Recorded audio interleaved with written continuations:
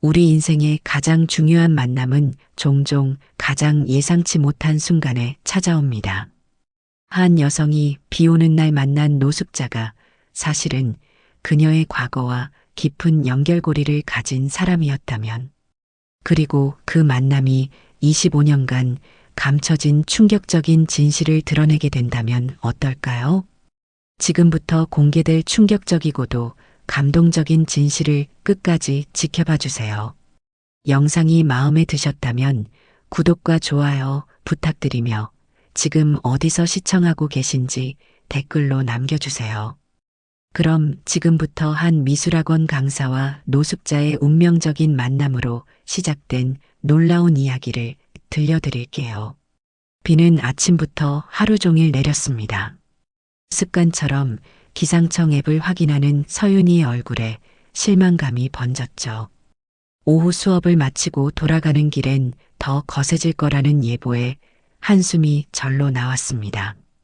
마감을 앞둔 전시회 작품을 위해 야근을 계획했던 날이었기 때문이었어요. 오늘도 야근이야? 커피를 타던 윤희의 등 뒤에서 학원장 목소리가 들려왔습니다.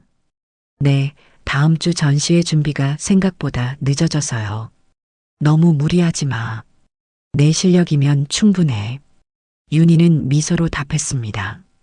그녀에게 미술은 단순한 직업이 아니었죠. 고아원에서 자란 그녀에게 그림은 자신을 표현하는 유일한 방법이었으니까요. 마지막 수업을 마치고 학생들을 배웅한 윤희는 창문 밖 어두워진 하늘을 바라봤습니다. 비는 더 세차게 내리고 있었죠. 역시 오늘은 일찍 들어가는 게 나을 것 같아.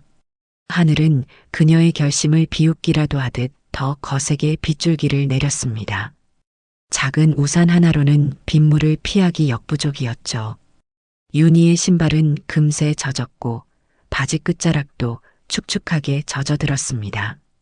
학원에서 지하철역까지는 고작 10분 거리였지만 오늘따라 그 거리가 무척이나 멀게만 느껴졌어요.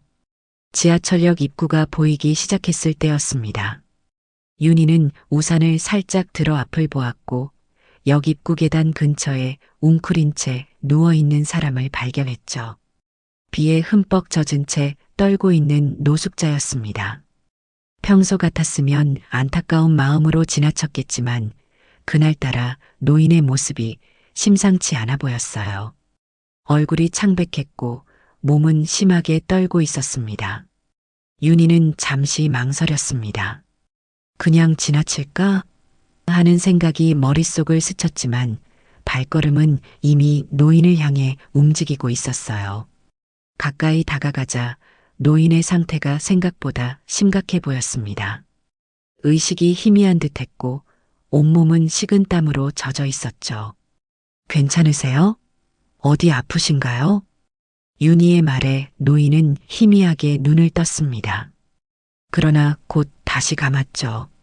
주변을 둘러보니 사람들은 그저 바쁘게 자신의 길을 가고 있었습니다. 윤희는 결심했어요. 그냥 지나칠 수 없다고. 119에 신고해야겠다. 구급차가 도착하기까지 윤희는 우산으로 노인을 가리고 있었습니다. 의식이 희미한 노인의 손은 얼음장처럼 차가웠죠. 구급대원들이 도착했을 때 윤희는 노인의 손을 잡고 있었어요. 그런데 구급차로 노인을 옮기려는 순간 갑자기 노인이 윤희의 손을 꽉 잡았습니다. 윤주야. 희미한 목소리였지만 윤희는 분명히 들었습니다. 윤주라는 이름을. 그 순간 윤희의 심장이 빠르게 뛰기 시작했어요. 윤주는 고아원에 오기 전 4살 무렵까지 그녀가 불리던 이름이었기 때문이었죠. 어떻게 이 노인이 그 이름을 알고 있는 걸까요? 저도 같이 가도 될까요? 윤희는 구급대원에게 물었습니다. 그들은 보호자가 필요한 상황이라며 고개를 끄덕였죠. 윤희는 잠시 망설였지만 이 노인과 자신 사이에 어떤 연결고리가 있는지 알아야 한다는 직감이 들었습니다. 응급실에 도착하자 의사들이 재빨리 노인을 진찰했습니다. 탈수와 영양실조, 그리고 가벼운 폐렴 증상이 있다고 했죠. 윤희는 병원 대기실 의자에 앉아 생각에 잠겼습니다. 노인이 부른 윤주라는 이름과 자신의 과거가 맞물려 묘한 불안감이 그녀를 감쌌어요. 서류를 작성하려는데 노인의 신원을 알 수 없었습니다. 주머니에는 오래된 사진 한 장과 낡은 수첩만이 있었죠.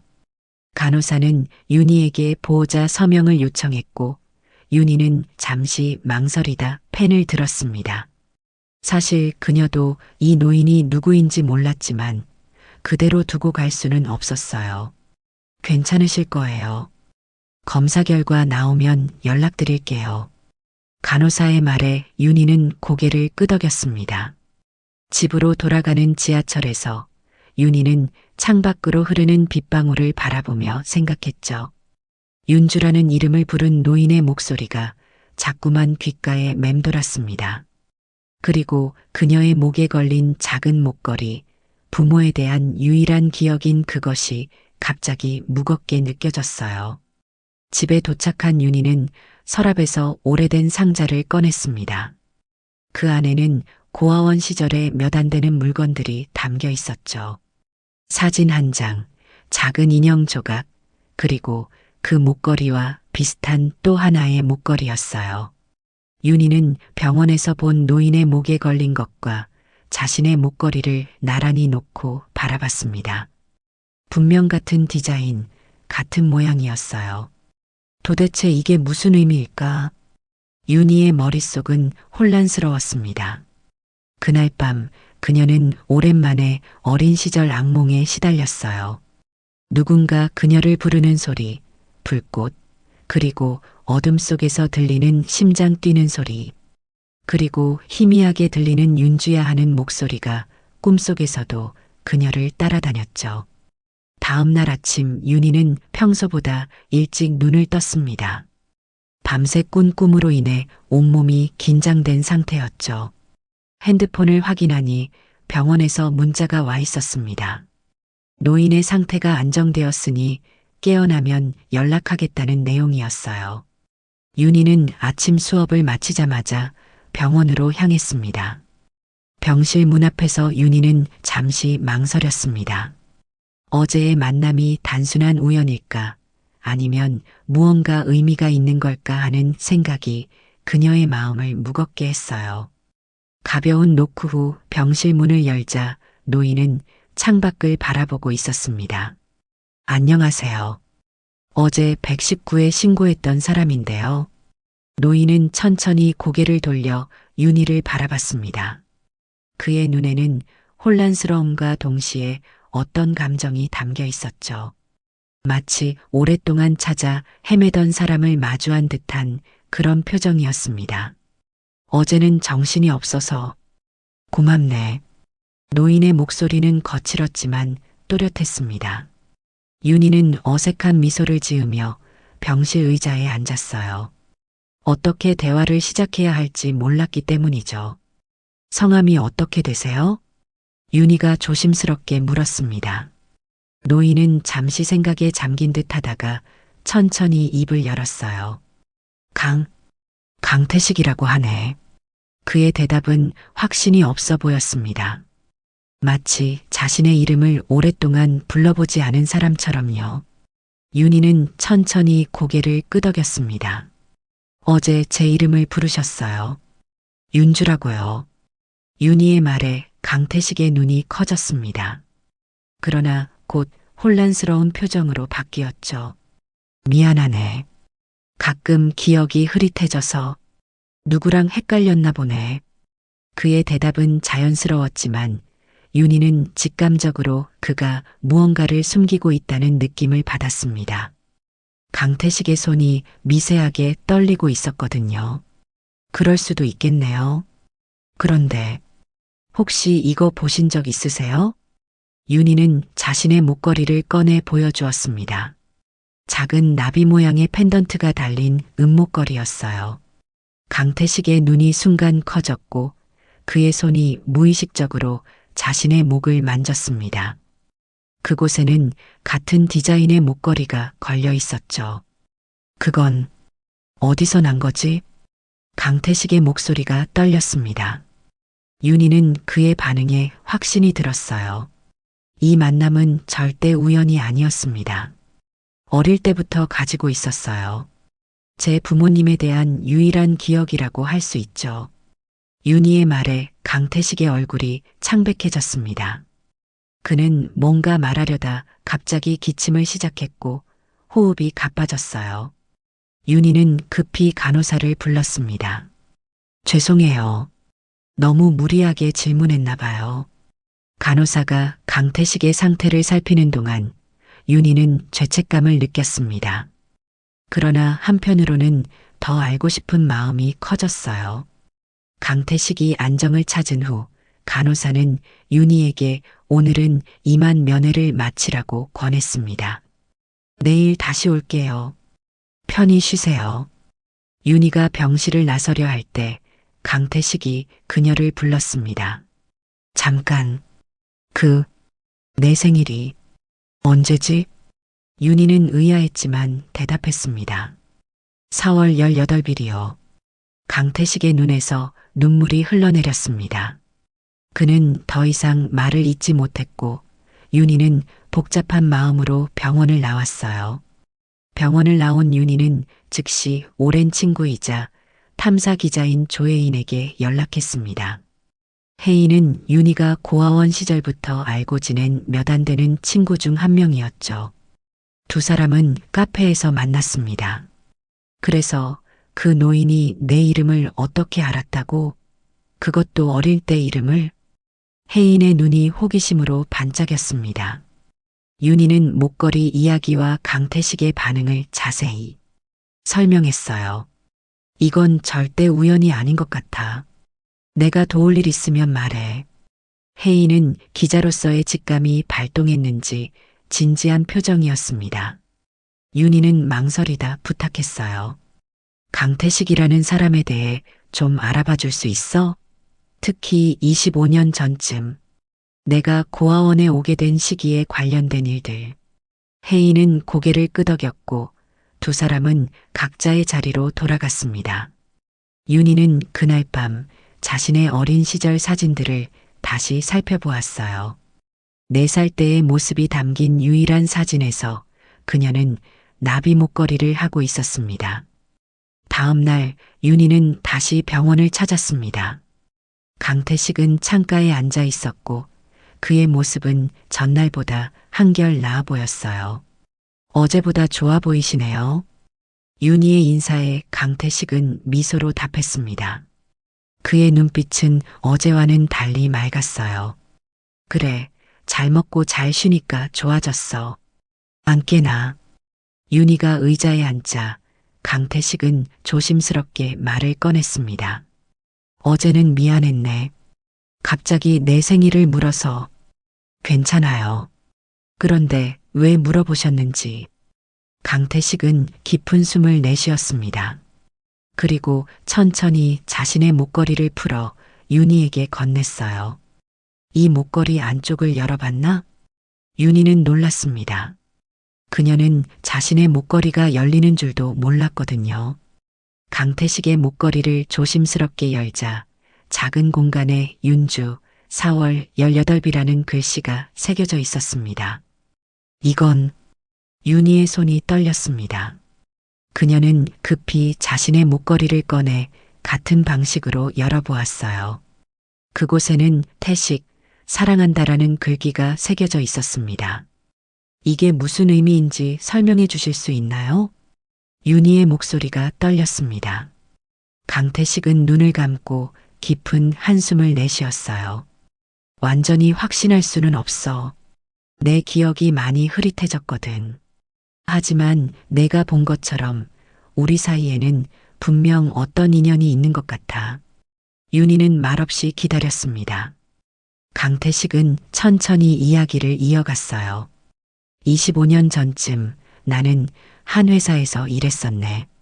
그곳에서 어떤 여성을 만났고 그녀에게 아이가 있었어. 강태식의 목소리가 떨렸습니다. 그 아이의 이름이 윤주였어. 윤희의 심장이 빠르게 뛰기 시작했습니다. 그녀는 숨을 깊게 들이마시며 침착함을 유지하려 노력했어요. 그 여성의 이름은요? 서윤희. 윤희는 충격에 말을 잇지 못했습니다. 그녀의 이름과 똑같았어요. 마치 윤희 자신이 자신의 엄마인 것처럼요. 강태식은 윤희의 혼란스러운 표정을 보며 말을 이었습니다. 너무 이상하게 들릴 수도 있지만 그 여성이 내 어머니였을 가능성이 높아. 그리고 작은 윤주는 강태식의 말이 끊어졌습니다. 윤희는 본능적으로 알았어요. 그가 하려는 말이 무엇인지. 제가 그 윤주인가요? 질문이 병실 안에 무겁게 내려앉았습니다. 강태식은 대답 대신 창밖을 바라보았어요. 그의 눈에는 말로 표현할 수 없는 복잡한 감정이 담겨 있었습니다. 확실한 건 아니야. 하지만 목걸이와 생일, 그리고 내 이름. 너무 많은 우연이 겹치는군. 윤희는 혼란스러웠습니다. 자신의 과거, 자신의 정체성이 흔들리는 느낌이었어요. 그리고 무엇보다 자신의 이름과 똑같은 이름을 가진 여성이 자신의 어머니라니 이해할 수 없었습니다. 더 자세한 이야기를 듣고 싶어요. 제 과거에 대해, 그리고 그 여성에 대해서요. 강태식은 갑자기 고개를 저었습니다. 마치 자신이 너무 많은 이야기를 했다고 후회하는 듯한 표정이었어요. 그의 눈빛이 흐려지며 초점을 잃어갔습니다. 오늘은 여기까지만 하자. 내 기억이 또 흐려지기 시작하는군. 윤희는 더 묻고 싶었지만 강태식의 상태가 다시 나빠지는 것을 원치 않았습니다. 그녀는 목걸이를 다시 목에 걸며 일어섰어요. 내일 다시 올게요. 푹 쉬세요. 병원을 나오는 길 윤희의 폰이 울렸습니다. 혜인이었어요. 윤희야, 뭔가 찾았어. 지금 만날 수 있어? 혜인의 목소리에는 긴박감이 실려 있었습니다. 윤희는 즉시 혜인이 일하는 언론사로 향했어요. 사무실에 도착하자 혜인은 여러 신문 기사와 자료들을 펼쳐놓고 있었습니다. 앉아봐. 내가 강태식이란 이름으로 검색했더니 25년 전 기사가 나왔어. 혜인은 오래된 신문 스크랩을 윤희에게 건넸습니다. 기사 제목은 한상그룹 비자금 의혹, 내부 고발자 증언이었어요. 신문 한쪽에는 젊은 시절의 강태식으로 보이는 남자의 사진이 있었습니다. 한상그룹? 그 대기업? 윤희가 놀라서 물었습니다. 혜인은 고개를 끄덕였어요. 그래. 25년 전 한상그룹에서 대규모 비자금 조성과 탈세 의혹이 불거졌었어. 그리고 그 의혹을 제기한 내부 고발자가 바로 강태식이야. 윤희는 기사를 자세히 읽었습니다. 강태식은 당시 한상그룹 재무팀에서 일하던 중 회장의 비자금 조성 증거를 발견하고 검찰에 제보했다고 했어요.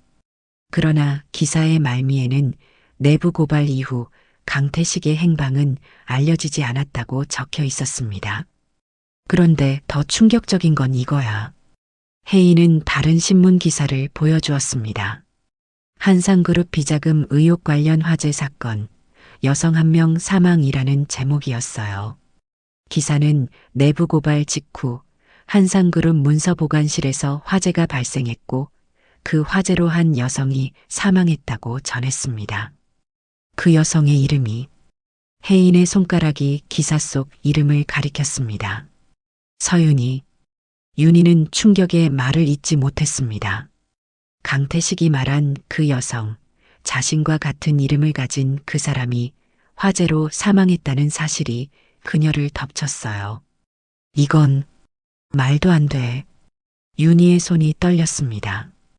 혜인은 다른 자료들도 보여주었어요. 여기 사망 기록을 보면 서윤희는 당시 32살이었고 4살배기 딸이 있었다고 해. 윤희의 호흡이 가빠졌습니다. 세상이 빙글빙글 돌아가는 것 같았어요. 그 딸은 어떻게 됐대? 윤희의 질문에 혜인은 어깨를 으쓱했습니다. 그건 기록에 없어. 하지만 이 시기가 내가 고아원에 오게 된 시기와 일치하잖아. 방 안에 침묵이 내려앉았습니다. 윤희는 자신의 인생이 완전히 뒤바뀌는 느낌이었어요. 오랫동안 그녀는 부모에 대한 정보 없이 살아왔습니다. 고아원에서는 그저 4살 무렵에 발견되었다는 것, 그리고 이름이 윤주였다는 것 외에는 아무것도 알려주지 않았죠. 그런데 이상한 점이 하나 더 있어. 혜인이 다시 말을 이었습니다. 내가 한상그룹 비자금 사건을 좀 더 조사해 봤는데 당시 이 사건을 맡았던 변호사가 지금의 오지숙 이사장이야. 오지숙? 그 자선가? 윤희가 놀라서 물었습니다.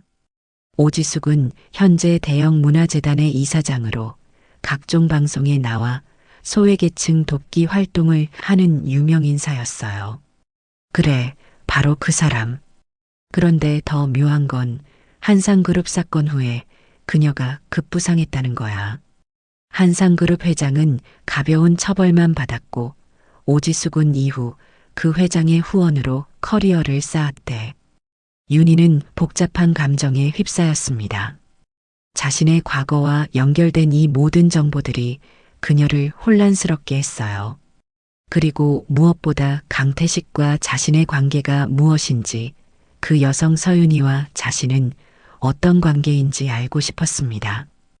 혜인아, 고마워. 정말 큰 도움이 됐어. 윤희가 말했습니다. 혜인은 친구의 손을 꼭 잡았어요. 더 조사할게. 단서를 좀 더 찾아봐야 할 것 같아. 그날 밤 윤희는 잠을 이루지 못했습니다. 머릿속에서는 수많은 생각이 맴돌았어요. 자신이 과연 그 서윤이의 딸인지, 그리고 강태식은 자신과 어떤 관계인지, 그리고 무엇보다 자신의 이름이 왜 어머니와 같은지, 그것이 의미하는 바가 무엇인지 알 수 없었습니다. 다음 날 아침 윤희는 자신이 자란 고아원을 찾아갔습니다. 마음속에는 분명한 목표가 있었어요. 자신의 입소 기록을 확인하는 것. 오래된 건물은 여전히 같은 자리에 있었고 다행히 원장 선생님도 바뀌지 않았습니다. 윤희야, 오랜만이구나. 어쩐 일이니? 원장 선생님은 반갑게 윤희를 맞이했습니다. 윤희는 망설임 없이 요점을 말했어요. 제 입소 기록을 보고 싶어요. 제가 어떻게 이곳에 오게 됐는지요. 원장의 표정이 미세하게 변했습니다. 마치 무언가 불편한 주제가 나온 것처럼요. 갑자기 왜 그런 걸 알고 싶은 거니? 제 부모님에 대해 알고 싶어요. 특히 서윤이라는 이름에 대해서요. 원장의 얼굴이 창백해졌습니다. 그녀는 잠시 말없이 윤희를 바라보다가 천천히 일어섰어요. 따라오렴. 원장은 윤희를 자신의 개인 사무실로 안내했습니다. 오래된 캐비닛에서 하나의 파일을 꺼내 그녀에게 건넸어요. 이건 공식 기록엔 없는 거야. 내가 개인적으로 보관하고 있었지. 윤희는 떨리는 손으로 파일을 열었습니다. 그곳에는 그녀가 고아원에 오게 된 날짜와 상황이 상세히 적혀 있었어요. 입소 날짜는 25년 전 12월 18일 한상그룹 화재 사건이 있었던 바로 다음 날이었습니다. 어떤 남자가 너를 데려왔어. 그는 너를 맡아달라고만 하고 사라졌지. 원장의 설명에 윤희는 고개를 들었습니다. 그 남자의 이름은요? 말하지 않았어. 하지만 내가 입소하기 전날 큰 화재 사건이 있었고 그 화재에서 한 여성이 사망했다는 건 알고 있었지. 윤희의 눈에 눈물이 고였습니다. 그녀는 파일에 있는 자신의 어린 시절 사진을 바라봤어요. 사진 속 내 살배기 윤주는 나비 목걸이를 하고 있었습니다. 그 여성이 제 어머니였나요? 원장은 한참을 망설이다 대답했습니다. 확실한 건 아니야. 하지만 너를 데려온 그 남자가 내 목에 걸린 목걸이와 똑같은 것을 하고 있었던 건 기억해. 윤희의 가슴이 조여들었습니다. 모든 정황이 강태식이 그녀의 아버지일 가능성을 가리키고 있었어요. 그리고 서윤이라는 여성, 자신과 같은 이름을 가진 그 여성이 어머니였을 것이란 사실도요. 왜 이제야 말씀해 주시는 거예요? 윤희의 목소리에 원망이 섞였습니다. 원장은 미안한 표정으로 고개를 숙였어요. 그 당시는 위험한 상황이었어. 그 남자가 너를 데려왔을 때 그는 누구에게도 내 존재를 알리지 말라고 했지. 내 안전을 위해서라고. 윤희는 파일을 다시 보았습니다. 마지막 페이지에는 작은 메모가 있었어요. 윤주를 윤희로 이름 변경. 안전을 위해 라고 적혀 있었습니다. 그러니까 제 이름을 일부러 바꾼 거였군요. 원장은 고개를 끄덕였습니다. 그 남자의 요청이었어. 그리고 내 성인서도 그대로 두라고 했지. 어머니의 성을 기억하라는 의미였을까? 윤희는 파일을 천천히 덮었습니다. 모든 것이 이제 조금씩 맞아떨어지기 시작했어요. 자신의 삶, 자신의 정체성, 그리고 자신이 누구인지에 대한 의문들이 하나씩 풀리는 듯 했습니다. 고맙습니다. 이 기록들 정말 소중해요. 윤희는 원장에게 인사를 하고 고아원을 나왔습니다. 이제 그녀는 병원으로 향할 차례였어요. 강태식과 다시 대면하여 그에게 알게 된 사실들을 이야기하고 남은 퍼즐 조각들을 맞춰야 했습니다. 윤희는 한상그룹 화재 사건이 있었던 날의 신문 기사를 들고 병원으로 향했습니다. 한 손에는 고아원에서 받아온 자신의 기록이, 다른 한 손에는 혜인이 찾아준 오래된 신문 스크랩이 들려 있었어요. 그녀의 마음은 복잡했지만 강태식에게 진실을 확인하겠다는 의지는 확고했습니다. 병원 복도를 걸으며 윤희는 자신이 지금까지 살아온 인생에 대해 생각했습니다. 고아원에서의 외로웠던 시간들, 부모님에 대한 끝없는 궁금증, 그리고 자신이 정말 누구인지에 대한 의문. 이제 그 모든 질문의 답을 찾을 수 있을지도 모른다는 생각에 심장이 빠르게 뛰었어요. 병실 문을 두드리자 간호사가 나왔습니다. 그녀의 표정이 심상치 않았어요. 오늘은 면회가 어려울 것 같아요. 강태식 환자분이 아침부터 상태가 좋지 않으셔서요. 윤희의 가슴이 철렁 내려앉았습니다. 무슨 일이 있었나요? 갑자기 불안 증세가 심해지셨어요. 계속 누군가가 자신을 찾아올 거라며 공포에 떠시더라고요. 지금은 안정제를 드렸습니다. 윤희는 걱정스러운 마음으로 병실 안을 들여다보았습니다. 강태식은 창백한 얼굴로 잠들어 있었어요. 그의 손은 마치 무언가를 꽉 쥐고 있는 듯 주먹을 쥐고 있었습니다. 내일 다시 올게요. 부탁드립니다. 그에게 제가 왔었다고 전해주세요. 간호사가 고개를 끄덕였고 윤희는 무거운 발걸음으로 병원을 나왔습니다. 오늘 확인하려 했던 수많은 질문들이 그녀의 마음속에서 맴돌았어요. 병원을 나서는 순간 윤희의 폰이 울렸습니다. 혜인이었어요. 윤희야, 큰일 났어. 빨리 내 사무실로 와. 혜인의 목소리에는 긴박감이 가득했습니다. 윤희는 즉시 그녀의 언론사로 향했어요. 사무실에 도착하자 혜인은 컴퓨터 화면을 가리키고 있었습니다. 이걸 봐. 내가 강태식의 기록을 좀 더 파보았는데 화재 사건 이후에 그가 정신병원에 강제 입원되었다는 기록을 찾았어. 윤희는 충격에 휩싸였습니다. 화면에는 25년 전 강태식의 정신병원 입원 기록이 있었어요. 강제 입원이라고? 누구 지시로? 바로 이게 중요한 지점이야. 입원 신청서에 서명한 사람이 오지숙이었어. 윤희의 눈이 커졌습니다. 오지숙, 현재 자선가로 알려진 그 여성이 강태식을 정신병원에 강제로 입원시켰다니요.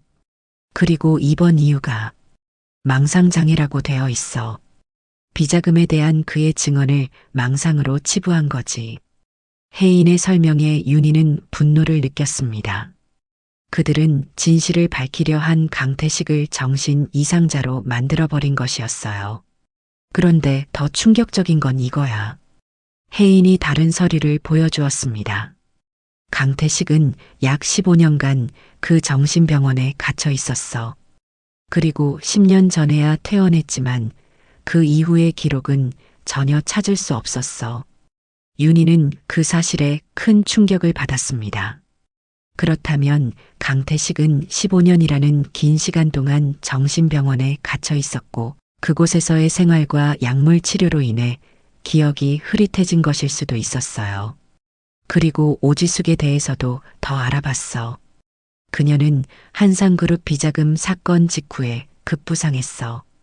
한상그룹 회장의 전폭적인 지원으로 법률사무소를 열었고 이후 그 회장이 설립한 재단의 이사가 되었지.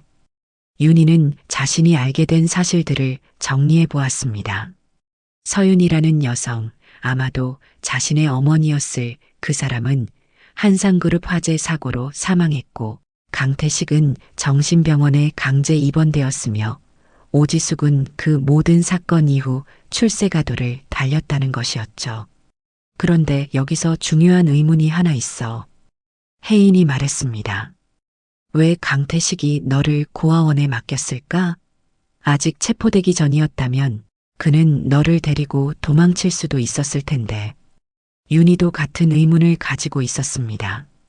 아마도 날 보호하기 위해서였을 거야. 자신을 따라다니면 위험할 것이라고 판단했겠지. 혜인은 고개를 끄덕였습니다. 그럴 수도 있겠네. 어쨌든 이제 오지숙이 이 모든 사건의 중심에 있었다는 건 확실해 보여. 그런데 혜인이 갑자기 텔레비전을 가리켰습니다. 화면에는 오지숙이 나와 있었어요. 그녀는 웃는 얼굴로 자신의 재단이 주최하는 자선 행사에 대해 이야기하고 있었습니다. 저 위선적인 표정 좀 봐. 혜인이 분노에 찬 목소리로 말했습니다. 윤희도 화면 속 오지숙을 바라보며 복잡한 감정을 느꼈어요. 자신의 어머니를 죽게 하고 아버지를 정신병원에 가두는데 일조한 사람이 지금은 자선가로 존경받고 있다니 어이가 없었습니다. 우리가 어떻게 해야 할까? 윤희가 물었습니다. 혜인은 결연한 표정으로 대답했어요. 진실을 밝혀야지. 내가 탐사 기자로서 이 사건을 파헤칠 거야. 하지만 그 전에 강태식으로부터 더 많은 이야기를 들어야 해. 다음 날 윤희는 다시 병원을 찾았습니다. 다행히 강태식의 상태는 호전되어 있었어요. 그는 침대에 반드시 앉아 있었고 윤희를 보자 미소를 지었습니다. 어제는 미안했네. 갑자기 옛 기억들이 떠올라서. 윤희는 고개를 저었습니다. 괜찮아요. 그런데 그 기억들이 혹시 오지숙과 관련된 건가요? 강태식의 표정이 굳어졌습니다. 그의 눈에 경계심이 서렸어요. 그 이름을 어떻게 알게 됐어요. 당신이 한상그룹 비자금 사건의 내부 고발자였다는 것도요. 그리고 서윤이라는 여성이 화재로 사망했다는 것도. 윤희는 자신이 알아낸 사실들을 차분히 이야기했습니다. 강태식의 얼굴은 점점 창백해졌어요. 그리고 당신이 15년 동안 정신병원에 강제로 입원되어 있었다는 것도요. 강태식은 깊은 한숨을 내쉬었습니다. 그의 눈에 눈물이 고였어요. 모든 것을 알게 된 거로군. 윤희는 강태식의 손을 잡았습니다. 그의 손은 차갑고 떨리고 있었어요. 하지만 아직 제가 누구인지 그리고 당신과 저의 관계가 무엇인지는 확실히 알지 못해요. 제발 진실을 말해주세요. 강태식은 윤희의 손을 꼭 쥐었습니다. 그의 눈에서 눈물이 흘러내렸어요. 내가 내 딸이야. 마침내 그 말이 나왔습니다. 윤희의 심장이 빠르게 뛰었어요. 그녀는 알고 있었지만 강태식의 입에서 직접 듣는 것은 완전히 다른 느낌이었습니다. 그리고 서윤이는 내 어머니야. 그리고 내 아내였어. 윤희의 눈에서도 눈물이 흘러내렸습니다. 마침내 알게 된 진실, 그녀에게는 부모가 있었고 그들은 사랑하는 가족이었다는 사실이요. 하지만 그 가족은 잔인하게 흩어졌고 어머니는 죽고 아버지는 정신병원에 갇혔으며 그녀는 고아가 되었습니다. 왜 제 이름을 어머니와 같게 지으셨어요? 강태식은 슬픈 미소를 지었습니다. 그건 내 어머니의 마지막 소원이었어. 그녀는 화재가 일어나기 전 이미 자신에게 위험이 닥칠 것을 예감하고 있었어. 그래서 내게 부탁했지. 만약 내게 무슨 일이 생기면 우리 딸을 내 이름으로 다시 키워달라고. 윤희는 흐르는 눈물을 닦지 못한 채 듣고만 있었습니다. 자신의 이름이 어머니의 유언이었다니 그것은 너무나 슬프고도 아름다운 이야기였어요. 그래서 고아원에 널 맡길 때 내 이름을 서윤이로 바꿔달라고 했지. 하지만 그들은 안전을 위해 윤주에서 윤희로만 바꾸었던 모양이구나. 모든 것이 이제 명확해졌습니다. 윤희는 고아원 기록을 꺼내 강태식에게 보여주었어요. 여기 제가 고아원에 입소한 기록이 있어요. 그리고 제 원래 이름이 윤주였다는 것도요. 강태식은 기록을 보며 더 많은 눈물을 흘렸습니다. 그는 천천히 손을 뻗어 윤희의 얼굴을 감싸쥐었어요. 정말 너로구나. 내 작은 윤주가 이렇게 훌륭하게 자랐구나. 병실 안에 고요한 침묵이 내려앉았습니다. 윤희와 강태식, 딸과 아버지의 재회는 25년이라는 긴 시간을 뛰어넘은 기적과도 같았어요. 윤희는 아직도 믿기지 않는 현실에 혼란스러웠지만 한편으로는 마음 깊은 곳에서 무언가가 제자리를 찾아가는 듯한 느낌이 들었습니다. 그동안 어떻게 지냈어? 강태식의 떨리는 목소리가 침묵을 깼습니다. 그 단순한 질문에 윤희의 마음이 복잡하게 뒤엉켰어요. 25년이라는 시간을 어떻게 짧게 요약할 수 있을까요? 괜찮았어요. 고아원에서 자랐고 미술을 좋아해서 대학에서 미술을 전공했죠. 지금은 미술학원에서 아이들을 가르치고 있어요. 윤희의 간략한 대답에 강태식의 눈에 자부심이 어렸습니다. 내 어머니도 그림을 좋아했어. 아마 내가 그 재능을 물려받았나 보구나. 그 말에 윤희는 가슴이 따뜻해지는 것을 느꼈습니다. 자신의 미술 재능이 어머니로부터 온 것이라는 사실이 그녀에게 새로운 의미로 다가왔어요. 어머니에 대해 더 알고 싶어요. 어떤 분이셨는지. 강태식의 눈빛이 부드러워졌습니다. 그는 잠시 기억 속으로 빠져들었어요. 내 어머니는 참 밝고 의욕 넘치는 사람이었어. 한상그룹 홍보팀에서 일했지. 우리는 회사에서 만났고 그는 자신과 서윤희의 이야기를 천천히 풀어나갔습니다. 회사에서 처음 만난 날, 첫 데이트, 결혼, 그리고 윤주가 태어났을 때의 기쁨까지.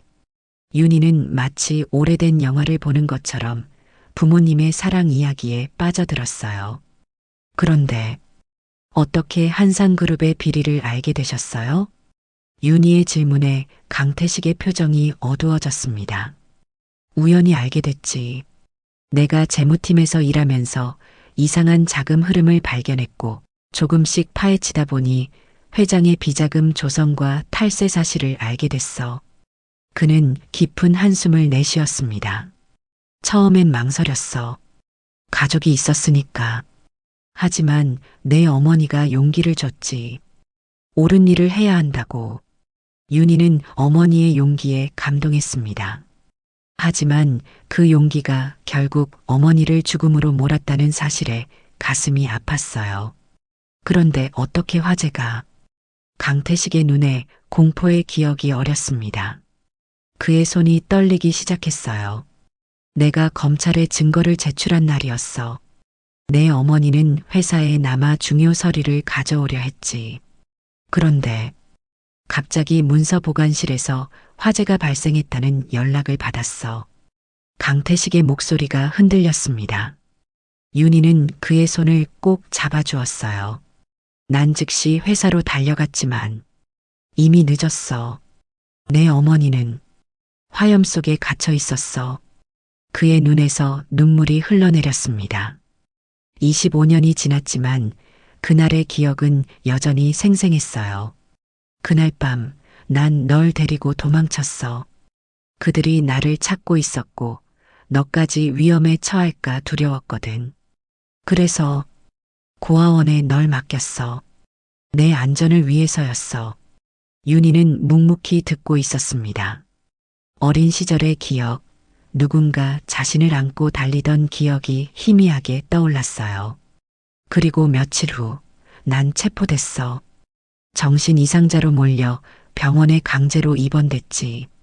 오지숙과 한산그룹 회장의 계략이었어. 그의 이야기에 윤희는 분노를 느꼈습니다. 진실을 밝히려다 가족을 잃고 자유를 빼앗긴 아버지를 생각하니 가슴이 아팠어요. 15년 동안 어떻게 견디셨어요? 강태식은 허공을 바라보았습니다. 그의 눈빛에는 형언할 수 없는 고통이 담겨 있었어요. 너에 대한 생각으로 버텼어. 언젠가 널 다시 만날 수 있을 거라는 희망이 나를 살게 했지. 윤희의 눈에서 눈물이 흘러내렸습니다. 그녀의 마음속에 미안함과 안타까움이 가득 찼어요. 그리고 10년 전 내가 퇴원했을 때 난 즉시 널 찾으러 갔어. 하지만 고아원에서는 내가 이미 성인이 되어 떠났다고 했지. 그 후로 계속 널 찾아 헤맸어. 강태식은 윤희의 손을 꼭 잡았습니다. 하지만 약물 치료의 후유증으로 인해 기억이 점점 흐릿해졌고 결국 거리에서 생활하게 됐지. 그래도 늘 목걸이만은 간직했어. 그리고 내 이름을, 윤주라는 이름을 잊지 않으려 노력했지. 윤희는 내내 울음을 참고 있었지만 더는 견딜 수 없었습니다. 그녀는 아버지의 품에 안겼어요. 오랫동안 그녀가 느끼지 못했던 부모의 품, 그 따뜻함이 지금 그녀를 감싸고 있었습니다. 이제 다시는 헤어지지 않을 거예요. 제가 아버지를 돌볼게요. 두 사람은 오랫동안 아무 말 없이 서로를 안고 있었습니다. 25년의 이별, 그 긴 시간의 아픔을 위로하듯이요. 병실 밖에서 간호사가 노크 소리를 냈습니다. 면회 시간이 끝났다는 신호였어요. 윤희는 천천히 아버지의 품에서 빠져나왔습니다. 내일 다시 올게요. 그리고 앞으로는 매일 올 거예요. 강태식은 미소를 지었습니다. 그의 얼굴은 평화로워 보였어요. 그래, 내 딸. 윤희는 병원을 나오며 폰으로 혜인에게 연락했습니다. 그녀에게 모든 이야기를 들려주고 싶었어요. 특히 오지숙에 대한 부분을요. 혜인은 즉시 만나자고 했고 두 사람은 카페에서 만났습니다. 그래서 정말 강태식이 내 아버지였어? 혜인의 눈이 커졌습니다. 윤희는 고개를 끄덕였어요. 그리고 내 이름이 어머니의 유언이었던 거야. 윤희는 강태식에게 들은 모든 이야기를 혜인에게 전했습니다. 오지숙이 어떻게 한상그룹 회장과 결탁해 강태식을 정신병원에 가두었는지, 그리고 화재가 사실은 우연이 아닌 계획된 것이었을 가능성에 대해서도요. 이건 정말 큰 스캔들이야. 오지숙이 지금 자선가로 활동하고 있지만 사실은 살인과 음모에 연루된 범죄자라니. 혜인이 흥분하며 말했습니다. 윤희는 잠시 생각에 잠겼어요. 하지만 증거가 필요해. 25년 전 일이라 모든 게 흐릿할 거야. 그래도 강태식의 증언이 있잖아. 그리고 정신병원 기록도 있고. 혜인의 말에 윤희는 고개를 젓었습니다. 아버지는 정신병 치료를 받았던 사람이야. 그의 증언만으로는 부족할 거야. 우리에겐 더 확실한 증거가 필요해. 두 사람은 오랫동안 이야기를 나누었습니다. 어떻게 오지숙의 과거 범죄를 밝힐 것인지, 어떻게 강태식의 명예를 회복시킬 것인지에 대해서요. 윤희의 마음은 결연했습니다. 이제 그녀에게는 아버지가 있었고 그의 정의를 위해 싸울 것이었어요. 다음 날 윤희는 자신의 작은 아파트를 정리하기 시작했습니다. 강태식이 퇴원하면 함께 살 공간을 마련하기 위해서였어요. 오래된 상자들을 정리하던 중 그녀는 잊고 있던 한 물건을 발견했습니다. 어린 시절 받았던 작은 엽서였어요. 윤희는 천천히 그 엽서를 펼쳤습니다. 거기에는 단순한 문장이 적혀 있었어요. 너는 반드시 빛날 아이야. 그게 내 소원이다. 그 글씨체를 보는 순간 윤희는 무언가를 깨달았습니다. 이것은 강태식의 글씨체였어요. 오늘 아침 그가 병원에서 메모를 적을 때 본 그것과 같았습니다. 윤희는 깊은 감동을 느꼈어요. 아버지는 고아원에 있는 그녀에게 꾸준히 엽서를 보냈던 것이었습니다. 그때 윤희의 폰이 울렸습니다. 병원이었어요. 서윤희 씨, 강태식 환자분의 상태가 갑자기 악화되었습니다. 빨리 와주실 수 있을까요? 윤희의 얼굴이 창백해졌습니다. 그녀는 즉시 병원으로 달려갔어요. 아버지를 다시 만난 지 얼마 되지 않아 잃게 될지도 모른다는 두려움이 그녀를 덮쳤습니다. 병원 복도를 달려가는 윤희의 발걸음이 무거웠습니다. 심장은 빠르게 뛰었고 머릿속에는 불안한 생각들이 가득했어요. 아버지를 다시 만난 지 얼마 되지도 않았는데 이렇게 잃게 될지도 모른다는 두려움에 온몸이 떨렸습니다. 중환자실 앞에 도착하자 의사가 그녀를 맞이했습니다. 그의 표정은 심각했어요. 갑작스러운 심장 발작이 있었습니다. 다행히 빨리 대처해서 최악의 상황은 면했지만 환자분의 상태가 불안정해요. 윤희는 유리창 너머로 산소 마스크를 쓴 채 누워있는 아버지를 바라보았습니다. 강태식의 얼굴은 창백했고 심전도 모니터의 선이 불규칙하게 움직이고 있었어요. 면회가 가능할까요? 의사는 잠시 고민하다 고개를 끄덕였습니다. 짧게만 부탁드립니다. 환자분이 안정을 취해야 해요. 윤희는 조심스럽게 중환자실로 들어갔습니다. 강태식의 옆에 앉자 그가 천천히 눈을 떴어요. 그의 눈에는 안도감과 동시에 두려움이 어려 있었습니다. 윤희야. 그의 목소리는 희미했습니다. 윤희는 아버지의 손을 꼭 잡았어요. 여기 있어요, 아버지. 걱정 마세요. 곧 나아질 거예요. 강태식은 천천히 고개를 저었습니다. 그의 눈에 비친 것은 체념과 결이었어요. 들어, 내 시간이 얼마 남지 않은 것 같구나. 그런 말씀 마세요. 분명히 나아지실 거예요. 윤희의 목소리가 떨렸습니다. 강태식은 힘겹게 손을 들어 그녀의 얼굴을 쓰다듬었어요. 난 오랫동안 널 찾아 헤맸어. 그리고 이제 널 만났으니 이 정도면 충분해. 윤희의 눈에 눈물이 고였습니다. 강태식은 이어서 말했어요. 하지만 내가 알아야 할 것이 있어. 내 어머니의 죽음은 사고가 아니었어. 윤희는 놀라서 그를 바라보았습니다. 강태식의 눈에는 오랫동안 간직한 진실이 담겨 있었어요. 오지숙? 그녀는 알고 있었어. 모든 것을. 강태식은 천천히 힘겹게 이야기를 이어나갔습니다. 그날 화재는 우연이 아니었다는 것, 오지숙이 한상그룹 회장의 지시로 모든 증거를 없애기 위해 화재를 계획했다는 것, 그리고 서윤이가 그곳에 있다는 사실도 알고 있었다는 충격적인 진실이었어요. 오지숙의 서랍에 증거가 있을 거야. 그녀의 사무실. 두 번째 서랍. 강태식의 호흡이 가빠졌습니다. 산소 마스크 안에서 그의 숨소리가 거칠어졌어요.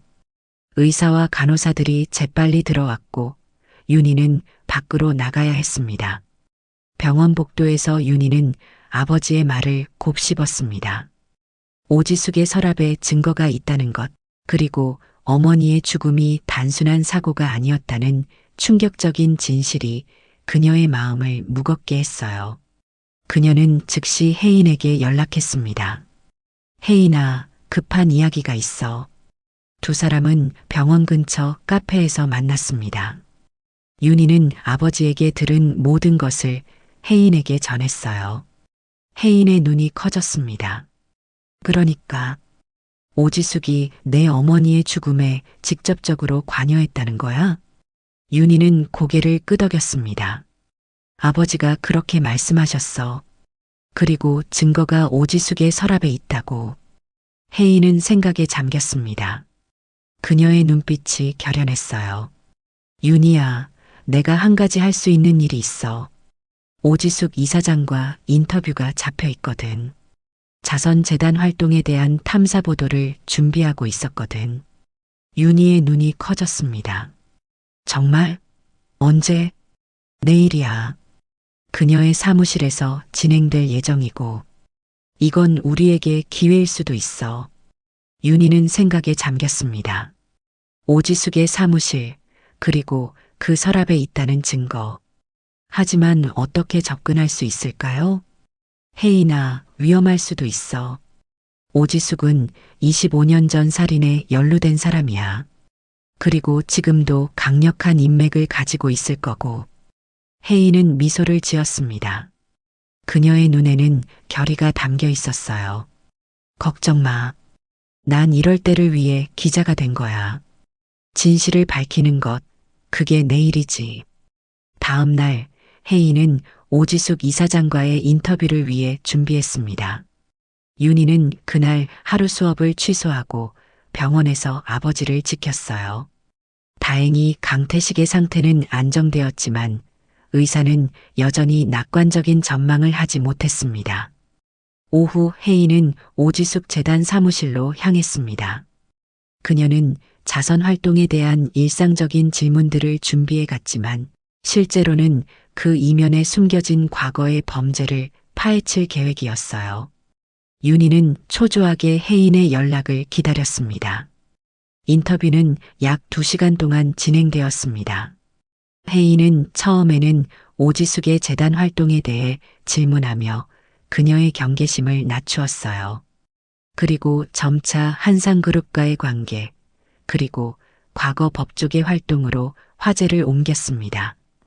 이사장님께서는 과거 한상그룹의 법률 자문을 맡으셨다고 들었습니다. 특히 25년 전 비자금 사건 당시에도요. 오지숙의 표정이 미세하게 굳어졌습니다. 그녀는 침착함을 유지하려 노력하며 대답했어요. 네, 그때 한상그룹의 법무팀에서 일했습니다. 하지만 그건 오래된 일이죠. 혜인은 더 깊이 파고들었습니다. 당시 내부 고발자 강태식 씨와 그의 아내 서윤희 씨에 대해 기억하고 계신가요? 오지숙의 눈에 잠시 당혹감이 스쳤지만 그녀는 빠르게 감정을 숨겼어요. 오래된 일이라 자세히 기억나지는 않네요. 안타깝게도 화재 사고도 있었고. 인터뷰가 끝나고 혜인은 화장실을 가는 척하며 사무실 구석구석을 살폈습니다. 그리고 오지숙의 집무실로 빠르게 향했어요. 아무도 없는 틈을 타 그녀는 오지숙의 책상 두 번째 서랍을 열어보았습니다. 거기에는 몇 개의 파일들이 있었고 그 중 하나는 한산 1998이라고 표시되어 있었어요. 혜인은 재빨리 그 파일을 휴대폰으로 촬영했습니다. 그리고 서둘러 사무실을 나왔어요. 오지숙에게 정중히 인사를 하고 그녀는 즉시 윤희에게 연락했습니다. 윤희야, 뭔가 찾았어. 지금 병원으로 갈게. 병원에 도착한 혜인은 윤희에게 찍어온 사진들을 보여주었습니다. 그곳에는 충격적인 내용들이 담겨 있었어요. 화재 계획, 강태식을 정신병원에 입원시키기 위한 위조된 의료 기록, 그리고 가장 충격적인 것은 서윤이의 사망 직후 작성된 메모였습니다. 문제 해결됨. 증인 제거. 강태식 처리 완료. 이게 살인 증거야. 혜인의 목소리가 떨렸습니다. 윤희는 그 메모를 바라보며 분노와 슬픔이 뒤섞인 감정을 느꼈어요. 이것으로 충분할까? 25년 전 일인데. 혜인은 결연한 표정으로 대답했습니다. 살인에는 공소시효가 없어. 그리고 이건 분명한 증거야. 오지숙은 내 어머니의 죽음을 계획했고 아버지를 정신병원에 가두는데 관여했어. 윤희는 아버지의 병실을 바라보았습니다. 강태식은 여전히 산소 마스크를 쓰고 있었지만 그의 표정은 평화로워 보였어요. 마치 긴 싸움 끝에 마침내 승리를 앞둔 사람처럼요. 이제 어떻게 해야 할까? 윤희가 물었습니다. 혜인은 단호한 표정으로 대답했어요. 진실을 세상에 알려야 해. 내가 다큐멘터리로 만들 거야. 가려졌던 진실 한상그룹과 오지숙의 범죄라는 제목으로. 그날 밤 윤희는 아버지의 병실 옆 의자에서 밤을 새웠습니다. 강태식은 간간히 눈을 떴고 윤희는 그에게 오지숙의 서랍에서 발견한 증거에 대해 이야기해 주었어요. 강태식의 눈에는 안도감이 어렸습니다. 드디어 진실이 밝혀지는구나. 윤희는 아버지의 손을 잡았습니다. 네, 아버지. 이제 모든 게 밝혀질 거예요. 어머니의 억울한 죽음도, 아버지가 겪으신 고통도 모두 세상에 알려질 거예요. 강태식의 눈에 눈물이 고였습니다. 그는 힘겹게 말했어요. 내 어머니는 정의로운 사람이었어. 그녀는 항상 옳은 일을 해야 한다고 믿었지. 윤희도 눈물을 흘렸습니다. 그녀는 한 번도 만나보지 못한 어머니에 대한 그리움과 자부심을 동시에 느꼈어요. 알아요. 그리고 저도 어머니처럼 될 거예요. 정의를 위해 싸우는 사람으로요. 강태식은 미소를 지었습니다. 그의 눈에는 깊은 사랑과 자부심이 어려 있었어요. 넌 이미 그런 사람이야. 내 어머니를 닮아서. 다음 날 아침 윤희는 병원 로비에서 차가운 커피를 마시며 혜인의 연락을 기다리고 있었습니다. 밤새 아버지 곁을 지키느라 피곤했지만 강태식의 상태가 조금씩 호전되고 있다는 의사의 말에 안도감을 느꼈어요. 그녀의 폰이 울렸습니다. 혜인이었죠. 윤희야, 내가 어제 찍은 자료들을 검토해봤어. 이건 정말 대형 스캔들이야. 오지숙은 살인을 지시했을 뿐만 아니라 그 뒤에는 한상그룹 회장이 있었어. 윤희는 깊은 숨을 내쉬었습니다. 두려움과 분노, 그리고 정의를 향한 열망이 그녀의 마음속에서 복잡하게 뒤엉켰어요. 이걸 어떻게 공개할 거야? 우선 다큐멘터리 형식으로 준비하고 있어. 내 아버지의 인터뷰도 필요해. 그가 직접 경험한 이야기가 가장 강력한 증거가 될 거야. 윤희는 고개를 끄덕였습니다. 하지만 그녀의 마음 한구석에는 걱정이 자리 잡고 있었어요. 아버지의 건강 상태가 여전히 위태로웠고 오지숙은 강력한 인맥을 가진 인물이었으니까요. 그런데 오지숙이 알아차리면 어떡하지? 우리가 증거를 가지고 있다는 걸 눈치채면. 혜인의 목소리가 진지해졌습니다. 이미 그럴 가능성이 있어. 어제 내가 서랍을 열어본 것을 누군가 봤을지도 몰라. 우리는 빨리 움직여야 해. 그 말에 윤희의 가슴이 철렁 내려앉았습니다.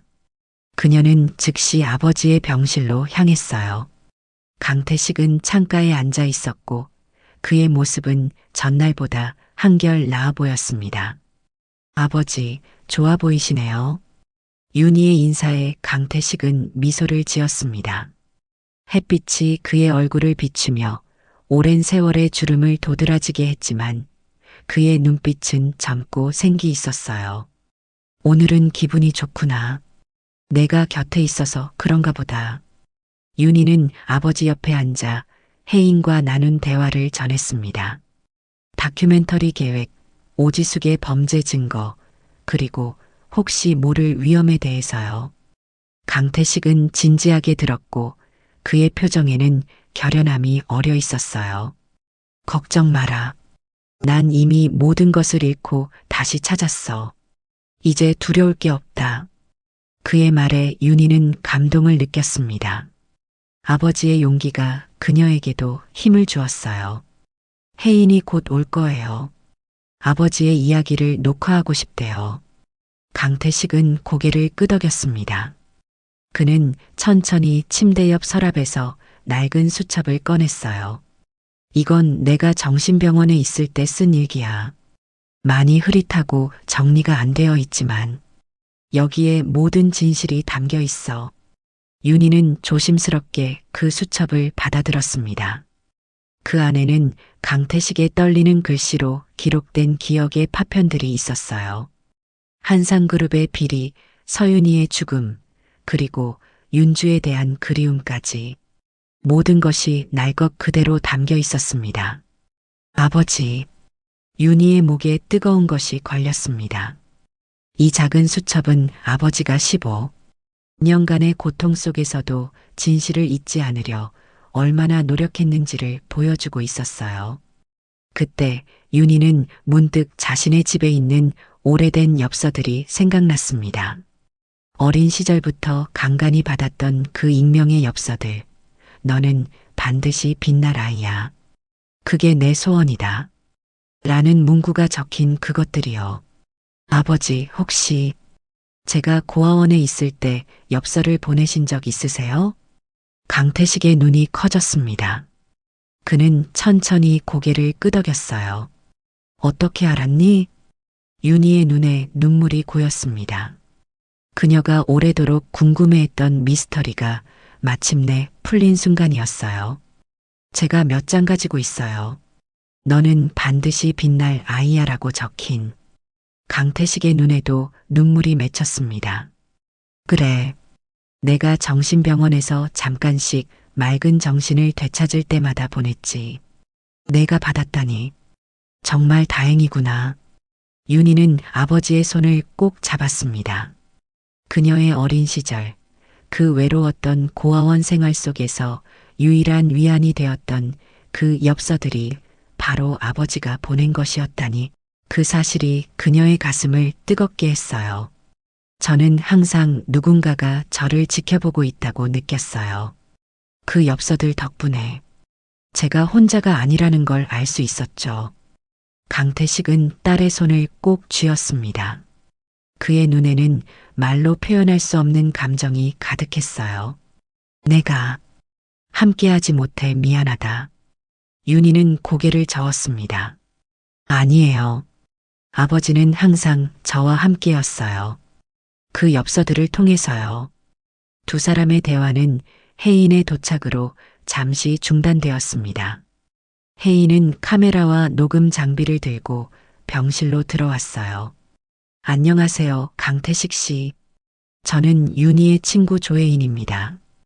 괜찮으시다면 인터뷰를 진행하고 싶은데요.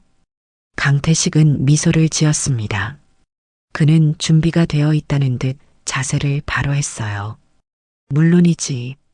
이제 모든 것을 말할 시간이 됐으니까. 혜인은 카메라를 설치하고 인터뷰를 시작했습니다. 강태식은 천천히 그러나 명확하게 25년 전의 모든 일을 이야기했어요. 한상그룹의 비자금, 내부 고발, 서윤이의 죽음, 그리고 오지숙의 역할까지 모든 것을 있는 그대로 말했습니다. 인터뷰가 끝날 무렵 강태식은 지쳐 보였지만 그의 눈에는 안도감이 어려 있었어요. 마치 오랫동안 짊어져온 무거운 짐을 내려놓은 듯한 표정이었습니다. 이제 모든 것이 밝혀지겠지? 혜인은 단호하게 고개를 끄덕였습니다. 네, 반드시요. 이 다큐멘터리는 많은 사람들에게 충격을 줄 거예요. 특히 오지숙의 위선적인 모습에 대해서요. 인터뷰 후 혜인은 촬영한 영상을 확인하기 위해 잠시 자리를 비웠습니다. 윤희는 아버지 곁에 남아 그의 손을 잡고 있었어요. 강태식은 피곤해 보였지만 그의 눈빛은 평화로웠습니다. 아버지 쉬세요. 오늘 많이 피곤하셨을 거예요. 강태식은 미소를 지었습니다. 윤희야, 내가 내 딸이라서 정말 자랑스럽구나. 윤희의 눈에 눈물이 고였습니다. 그녀는 아버지의 손을 꼭 쥐었어요. 저도 아버지가 저의 아버지라서 자랑스러워요. 다음 날 윤희는 자신의 아파트로 돌아가 예전에 받았던 엽서들을 모두 찾았습니다. 10장 남짓한 엽서들, 그녀의 어린 시절부터 성인이 될 때까지 간간히 도착했던 그것들을 하나하나 다시 읽었어요. 모든 엽서에는 같은 메시지가 적혀 있었습니다. 너는 반드시 빛날 아이야. 그게 내 소원이다. 그 글씨체를 자세히 보니 강태식의 일기장과 정확히 일치했습니다. 윤희는 깊은 감동에 사로잡혔어요. 아버지는 자신의 고통 속에서도 딸을 한시도 잊지 않았던 것이었습니다. 윤희는 엽서들을 조심스럽게 모아 작은 상자에 넣었습니다. 그리고 그 옆에 자신의 작은 나비 목걸이를 함께 두었어요. 이 소중한 물건들은 그녀의 정체성, 그리고 부모님의 사랑을 증명하는 유일한 증거였습니다. 그날 오후 혜인에게서 전화가 왔습니다. 그녀의 목소리는 긴박했어요. 윤희야, 큰일 났어. 오지숙이 우리의 계획을 알아차린 것 같아. 내 사무실이 뒤집혔고 컴퓨터 파일들이 삭제됐어. 윤희의 얼굴이 창백해졌습니다. 증거는 어떻게 됐어? 다행히 백업해 두었어. 하지만 우리는 빨리 움직여야 해. 오지숙은 분명 더 강력한 조치를 취할 거야. 윤희는 즉시 병원으로 향했습니다. 아버지의 안전이 걱정되었거든요. 병원에 도착하자 의사가 그녀를 맞이했습니다. 서윤희 씨, 잘 오셨어요. 강태식 환자분이 퇴원을 원하고 계세요. 상태가 많이 호전되었지만 여전히 주의가 필요합니다. 윤희는 놀랐지만 한편으로는 이해했습니다. 아버지도 위험을 감지했을 것이고 병원보다는 더 안전한 곳으로 이동하고 싶었겠죠. 병실에 들어가자 강태식은 이미 옷을 갈아입고 있었습니다. 그의 표정은 결연했어요. 아버지, 무슨 일이에요? 이제 여기 있는 건 안전하지 않아. 오지숙이 움직이기 시작했어. 윤희는 아버지의 손을 잡았습니다. 혜인에게서 연락받았어요. 오지숙이 이미 알아차린 것 같아요. 강태식은 고개를 끄덕였습니다. 그래, 그럴 줄 알았어. 우리는 더 안전한 곳으로 가야 해. 윤희는 고민에 빠졌습니다. 그녀의 작은 아파트는 충분히 안전하지 않았고 혜인의 집 역시 오지숙이 쉽게 찾을 수 있을 것 같았어요. 그때 그녀는 한 가지 생각이 떠올랐습니다. 혜인의 시골 친척 집은 어떨까요? 그곳은 외진 곳이라 사람들의 눈에 띄지 않을 거예요. 강태식은 고개를 끄덕였습니다. 좋은 생각이구나. 당장 연락해보자.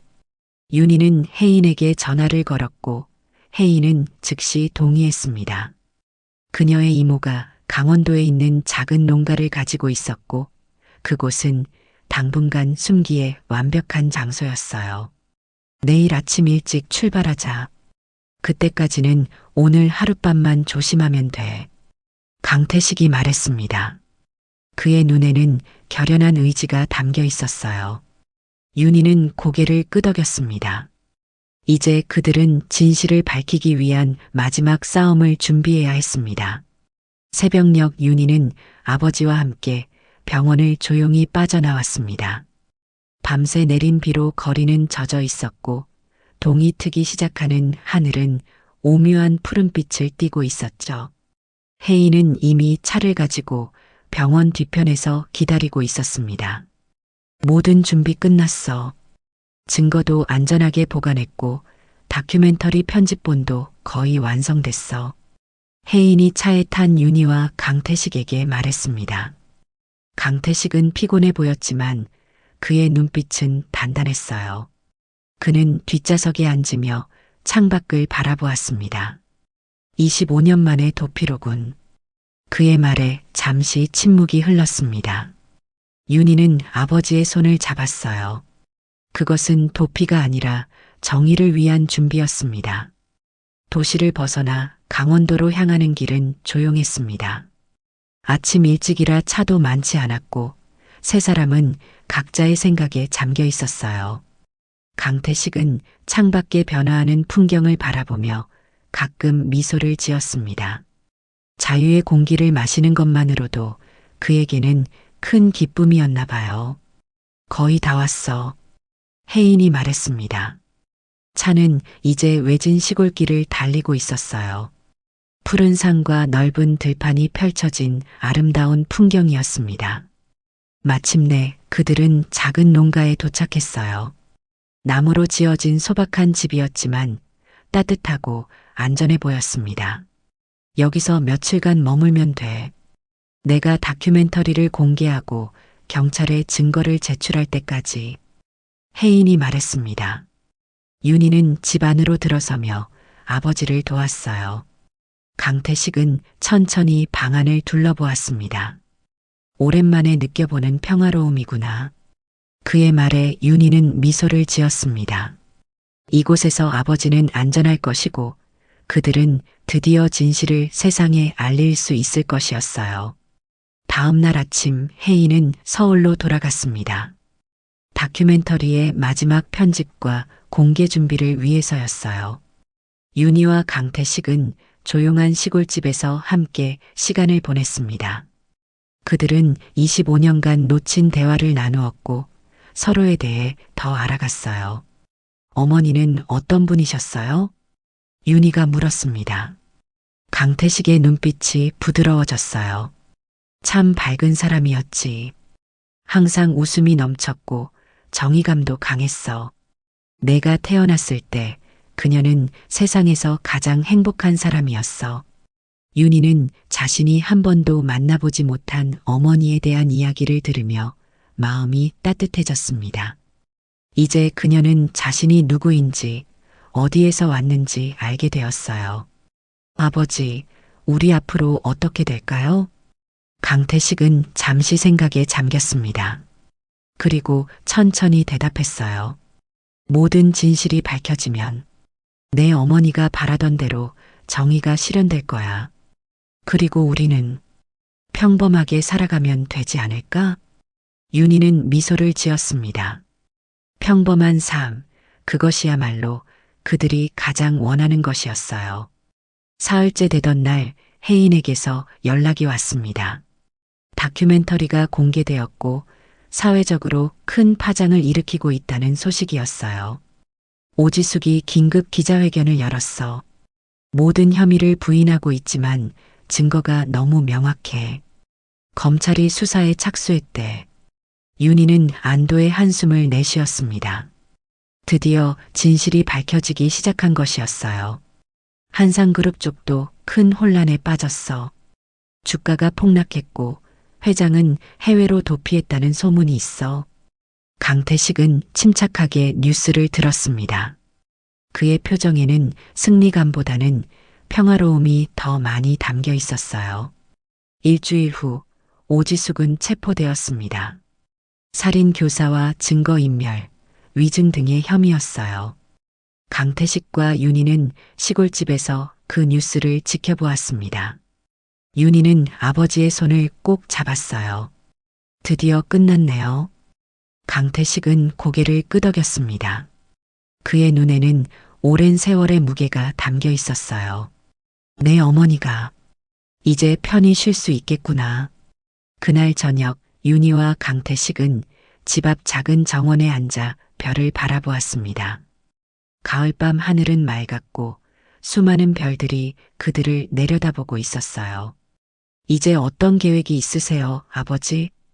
윤희가 물었습니다. 강태식은 잠시 생각에 잠겼어요. 이 조용한 곳이 마음에 드는구나. 도시의 번잡함보다는 이런 평화로움이 좋아. 윤희는 미소를 지었습니다. 그녀도 같은 생각이었어요. 저도 그래요. 여기서 새로운 시작을 해보는 건 어떨까요? 한 달 후, 윤희는 서울의 미술학원을 그만두고 강원도의 작은 마을로 이사했습니다. 그녀는 아버지와 함께 그곳에 작은 집을 구했고 마을 아이들을 위한 미술교실을 열었어요. 윤주 프로젝트라는 이름으로요. 왜 윤주라는 이름을 붙였어? 어느 날 강태식이 물었습니다. 윤희는 미소를 지었어요. 제 원래 이름이잖아요. 그리고 그 이름에는 아버지와 어머니의 사랑이 담겨 있으니까요. 강태식의 눈에 눈물이 고였습니다. 그는 천천히 딸을 껴안았어요. 그래, 정말 좋은 이름이구나. 윤희의 미술교실은 점점 유명해졌습니다. 특히 그녀는 부모를 잃거나 어려운 환경에서 자라는 아이들에게 특별한 관심을 기울였어요. 그녀 자신이 그런 경험을 했기에 그 아이들의 마음을 더 잘 이해할 수 있었습니다. 혜인은 이 모든 과정을 다큐멘터리의 후속편으로 만들었습니다. 우리가 만든 이름 윤주 프로젝트라는 제목으로요. 이 다큐멘터리는 진실과 정의, 그리고 치유와 화해의 이야기로 많은 사람들의 마음을 움직였어요. 오지숙은 결국 중형을 선고받았고 한상그룹은 대대적인 개혁을 진행했습니다. 강태식에게는 명예회복과 함께 상당한 보상금이 지급되었어요. 그러나 그에게 가장 중요한 것은 돈이 아니라 딸과 함께하는 평화로운 일상이었습니다. 어느 비 오는 날 윤희는 창밖을 바라보며 생각에 잠겼습니다. 이 모든 것이 비 오는 날 쓰러진 노숙자를 도운 것에서 시작되었다는 사실이 신기했어요. 그녀의 인생의 퍼즐이 마침내 맞춰진 것 같았습니다. 비가 많이 오네요. 뒤에서 다가온 강태식이 말했습니다. 윤희는 미소를 지었어요. 네. 하지만 이제 비가 두렵지 않아요. 그 비가 제 인생을 적신 게 아니라 저를 다시 피어나게 했으니까요. 강태식은 딸의 어깨에 손을 얹었습니다. 두 사람은 말없이 창밖의 빗방울을 바라보았어요. 그 빗방울 속에 그들의 과거와 현재, 그리고 미래가 함께 흐르고 있었습니다. 그해 겨울, 윤희는 서윤희 장학재단을 설립했습니다. 어머니의 이름을 딴 이 재단은 어려운 환경에서 자라는 아이들에게 교육 기회를 제공하는 것을 목표로 했어요. 강태식은 그 재단의 이사로 참여하며 아내의 정신을 이어갔습니다. 어머니가 자랑스러워 하실 거예요. 윤희가 말했습니다. 강태식은 딸을 바라보며 미소를 지었어요. 내 어머니도 그리고 나도 너를 정말 자랑스럽게 생각한단다. 봄이 오고 윤희의 작은 정원에는 나비 모양의 꽃들이 피어났습니다. 그녀는 그 꽃들을 보며 목에 걸린 나비 목걸이를 만졌어요. 그 목걸이는 이제 단순한 장신구가 아니라 그녀의 정체성이자 부모님의 사랑의 증표였습니다. 우리가 만든 이름 윤주, 그리고 윤희. 그녀는 작은 목소리로 중얼거렸습니다. 두 이름 모두 그녀의 일부였고 그 이름들이 담고 있는 이야기는 앞으로도 계속될 것이었어요. 비 오는 날의 우연한 만남에서 시작된 이 여정은 이제 새로운 희망의 이야기로 변화하고 있었습니다. 윤희는 미소를 지으며 하늘을 올려다보았습니다. 어딘가에서 어머니가 그녀를 지켜보고 있을 것 같은 느낌이 들었어요. 그리고 이제 그녀의 곁에는 아버지가 있었습니다. 더 이상 그녀는 혼자가 아니었어요. 감사합니다. 그녀의 작은 속삭임이 봄바람을 타고 하늘로 올라갔습니다. 인생의 퍼즐이 맞춰진 지금 윤희는 비로소 자신이 누구인지 그리고 어디로 가고 있는지 알게 되었습니다. 그것은 그녀에게 있어 가장 소중한 선물이었습니다. 오늘 이야기를 들어주셔서 감사합니다. 영상 보시고 느끼신 감정, 댓글로 함께 나눠주세요. 여러분의 한마디가 누군가에겐 큰 위로가 될 수 있습니다. 영상이 마음에 드셨다면 구독과 좋아요로 응원 부탁드립니다.